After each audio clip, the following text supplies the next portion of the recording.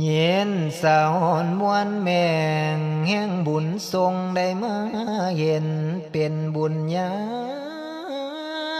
พระลาหลายจึงได้มาพันพองสมพานโยพระลาญูมานำสู่และนาวจอง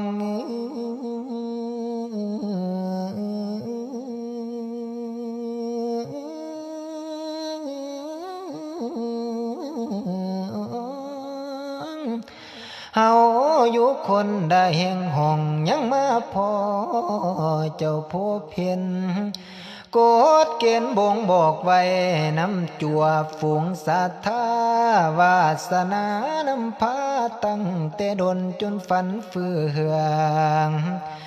อยู่คนเมืองเนาคนบ้านสัญญาณใจได้พันผูกเก็บสีทุกทวนหน้าสาตาหนาวได้จองถึงแม้นว่าทางสิเมืองเหินนางบ่สำคัญเฮาไกลกันแต่ทางกายดาดวงถึงนั้นจนได้เห็น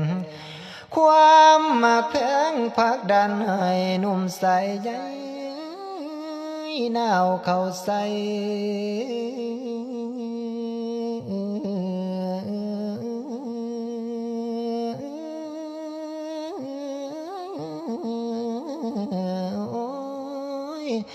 เปรียบดังปลูกดอกคักไว้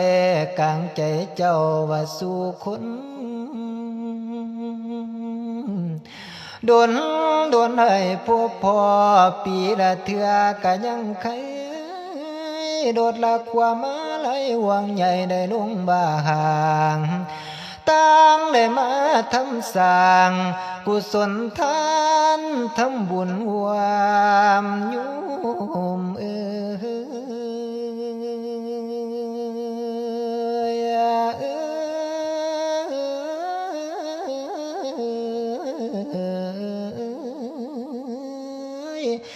ความน้ำสร้างบ่อแก้วกลางใจเจ้าว่าทุกดวงถึงว่าแม่น้ำกว้างจนสุดขีดตาลิงเห็นเป็นความจริงคือความจริงบ่แอบเปียงความเว้าโหสำเนา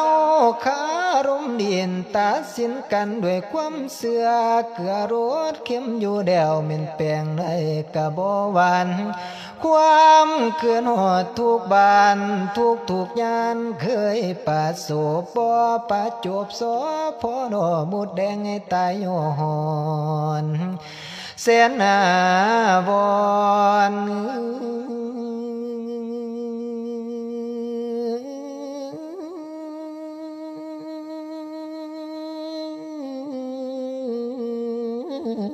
โอ้